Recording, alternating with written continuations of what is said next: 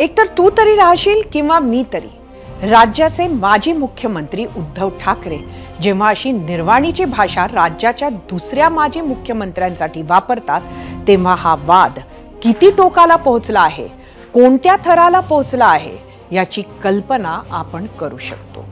या विधानसभेला महाविकास आघाडीच्या हल्ल्याच्या केंद्रस्थानी देवेंद्र फडणवीसच असणार हे एव्हाना स्पष्ट झालंय। प्रश्न कुठलाही असो, ज्येष्ठ नेते शरद पवार नॅरेटिव्हचे स्टिअरिंग फडणवीसांकडे हलकेच वळवताना पाहायला मिळाले। काँग्रेसकडून नाना पटोलेंच्या निशाण्यावर सुद्धा फडणवीस असतात।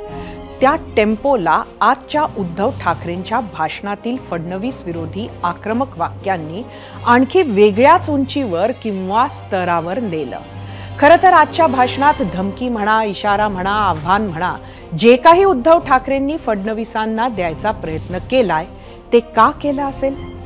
फक्त शब्दांवर, भाषेवर, टोनवर फोकस केला तरी एकंदरीतच राजकीय संबंधांचा स्तर महाराष्ट्रात हा असाच झालाय हे लक्षात येईल। पण महाविकास आघाडी असो की महायुती, दोन्हीकडे असलेल्या तिन्ही पक्षांमध्ये नेतृत्वाची सुप्त लढाई सुरू आहे।